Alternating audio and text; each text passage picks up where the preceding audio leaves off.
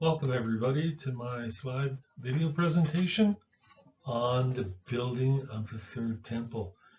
We don't know much about it, but what we do know is just from Daniel 9:27. It says, "And he'll make a firm covenant with the many for 1 week, but in the middle of the week he'll put a stop to the sacrifices and grain offerings." I'd just like to focus on that for a minute. So for the first 3.5 years of this week, they're going to be doing sacrifices and grain offerings. We just assume that there's going to be a temple there. But, I was looking in Ezra and when they built the second temple. And interesting is they built the altar first. And they didn't actually build the temple for quite a while. So this is significant. So let's look at some of this. Right today in Israel, they're practicing with this. They have an altar.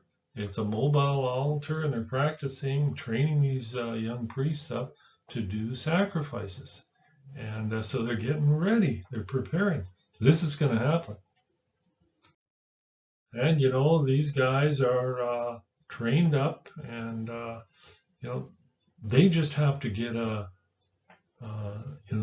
this red heifer thing, because they have to have the ashes of the red heifer to cleanse themselves and the site, before they can even set foot on it, to even start the sacrifices. So this is getting close, though. When we look at the rebuilding of the third temple, and everybody just assumes that, that's going to pop up all of a sudden. But, we should look at the second temple when it was built, and you'll find that they built the altar first. Now, if we go to Ezra 1:1 and 2, we get this whole how it began. It says, "Now in the first year of Cyrus, king of Persia, that the word of the Lord by the mouth of Jeremiah might be fulfilled, the Lord stirred up the spirit of Cyrus, king of Persia, that he made a proclamation. Thus says Cyrus, king of Persia, the Lord, the God of heaven, has given me all the kingdoms of the earth, and he has appointed me to build him a house in Jerusalem, which is in Judah." So this took place in 538 BC. That's the first year of Cyrus, king of Persia. So what happened? Well, there was a delegation from, they were all in exile in Babylon. So after, Babylon fell and Cyrus took over, and he makes this proclamation. So there was a delegation who went from Babylon to Jerusalem and to start building the house of God. And so this is what we're looking at here. And when the 7th month came, this is in the next year, 537, and the children of Israel were in the cities, the people gathered together as one man in Jerusalem. Then stood up Joshua, the son of Jehozadak, and the brethren, the priests, and Zerubbabel, the son of Shealtiel, and his brethren, and they builded the altar of the God of Israel, to offer burnt offerings thereon, as it is written in the law of Moses, a man of God. So the next year, 537 then BC, they built the altar on the 7th month. Isn't that interesting? We expect them to build the temple. No, they started with the altar. That's significant. So here we have it in Ezra 3:4. They kept also the Feast of Tabernacles, as it is written, and offered the burnt offerings by number, according to the custom, as the duty of every day required. So it was the 7th month. That's when the Feast of Tabernacles is. And it's the final feast. And, that's why they had to get the altar built, so that they could do those sacrifices to begin the Feast of Tabernacles.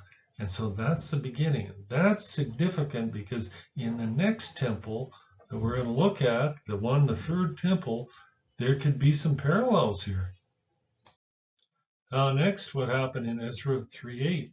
In the 2nd month of the 2nd year, after their arrival at the house of God in Jerusalem, Zerubbabel the son of Shealtiel, Joshua the son of Jehozadak, and the rest of the people, the priests and the Levites, and all who had returned from the captivity of Jerusalem, began the work.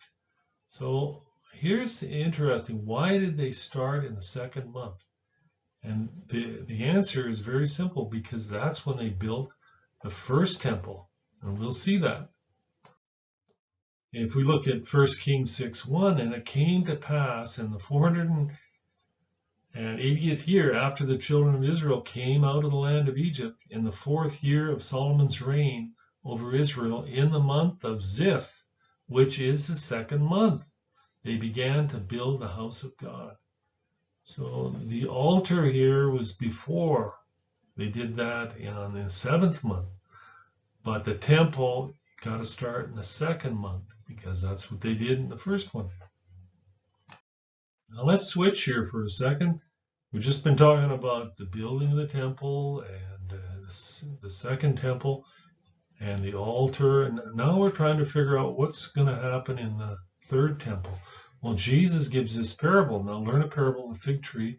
When its branches are yet tender and puts forth leaves, you know that summer is near. Now, we know the fig tree is Israel, and they've come into the land and all that. But what's this mean? When it puts forth its leaves, I think it's sacrificial laws. You have to have an altar. The early and the morning sacrifice, Daniel 9:27. Those are happening for 3.5 years before, he puts a stop to it. So when they begin to put forth their sacrificial laws, when the altar is up there, then you know that summer's near. What's summer? Summer's the heat time. Summer is very near. Well, that's the tribulation. That's the beginning of the tribulation. That's how you know. It's the beginning of the sacrifices. So the leaves represented sacrificial laws. When you see summer, then when you see them starting their sacrificial laws, the early morning sacrifice with the altar, then you know that that's the start of the tribulation. Summer. It's when it's hot. Therefore, they need an altar first. And just like in Ezra, we see that's what they built first. And then the next year, they started on the temple. So this is what we should look toward. Now, we said the altar here, the second temple, was built in 537 BC. You can check those numbers out, and you'll find that it's true, because it was in 2 years after. It was the second year after 538. Now, we know that 2,520 years is a significant number in prophecy, because it represents 360 times 7. And it gives you 2,520 prophetic years. But prophetic years is not real years, right? Because the real months is 365.25 years. So what I was looking at is taking when they built the altar in the 7th month in 537 until this year, it's 56.75 years. So no connection, right? We're way off. But if you take 365, which is a regular year, times 7, you get this number. Wow, that's interesting. Same number of the years between, So, these are prophetic years, but these are real years. But, these are the same, So you can check this out in a date duration calculator. Just Google it, and high accuracy calculations by Kaizen. And put in 537 BC, September 1st to 2021 AD, June the 1st, and you'll get that number. Same thing as that. Is that just a fluke? I don't know. So what I'm saying is that's when they built the altar of the second temple. Is this when they're going to build the altar? Are they setting it up for the Feast of Tabernacles this year? Could it be? I don't know. Be something, but I just thought I'd throw these out for you. So they started the altar at the Feast of Tabernacles, in the second temple. So what about this year? Is it possible? So does this mean that they're going to set up the altar this year for the Feast of Tabernacles? Well, we don't really know, but they did in the second temple.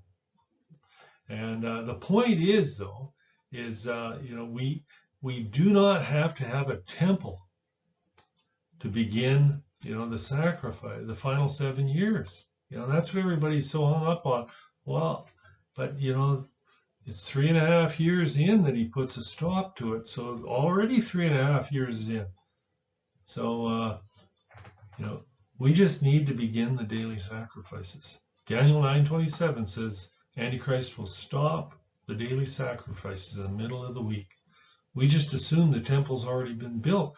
But in the second temple, the altar came first, then the foundation stone in the second year.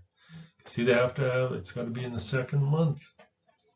So maybe it's this year that they'll start with the altar. Now here's another parallel I've noticed. Zerubbabel and Joshua the high priest. Now these guys we read in the second month of the second year after they arrived at God's house in Jerusalem, Zerubbabel the son of Shealtiel and Jeshua the son of Jehozadak and the rest of the brothers, including the priests and Levites, and all who returned to Jerusalem from captivity, began to build. And they appointed the Levites, who were 20 years, and they began to work in the house. But these two guys are very significant because in this third temple, we have two people that's important there too, the two witnesses. I just want to compare these two. So we look in Zechariah 4:11 and 4:14 that Zerubbabel and Joshua were called the two olive trees. And then I answered and said to him, what are these two olive trees, one on the right of the lampstand and one on the left? Then he said to me, these are the two anointed ones that stand by the Lord of the whole earth. And so these two, Zerubbabel and Joshua, were kind of types. They were prophetic in the building of the second temple, you see. So what we're looking at, who's helping in the building of the third temple? Now to look at the third temple, we have to go to the book of Revelation. It says, and then I was given a measuring rod like a staff, and I was told, rise and measure the temple of God and the altar, and those who worship there, but do not measure the court outside the temple, leave it out, for it has been given to the nations, and they will trample the holy city for 42 months. So here we have, the third temple, and in the middle of the week, Antichrist puts a stop to the sacrifices, and then this last 42 months, the holy city is going to be trampled underfoot. And so, we're not sure what, he says measure the temple. So this is significant because, well, we have these two witnesses at this time. Let's look at that. And I will give power to my two witnesses, and they will prophesy for 1,260 days, same number of days, clothed in sackcloth. This is the last 3.5 years. These are the two olive trees, see, and the two lampstands that stand before the Lord of the earth. So Joshua and Zerubbabel are just kind of prophetic types in the building of the second temple, I think, to these two, the two witnesses, which we think is Moses and Elijah. So pretty interesting correlation. So what I'm trying to say here is, we need to see the altar. And they have it. They're doing it. These guys are practicing. And they've witnessed them. They're not on the temple site, but they're getting ready. And I've heard it's mobile, this thing. So, that's all Daniel says is they'll be doing the early and morning sacrifices. So for the first 3.5 years, but we got to start that. So when? Maybe it's going to be this year. And then the temple, well, in the case, of the second temple, they built it in the second month. And, Solomon built his in the second month. And so, the second month has passed, so it's not going to be this year. But if they build one, it'll be at that time, second month. So something to watch. Keep on the alert.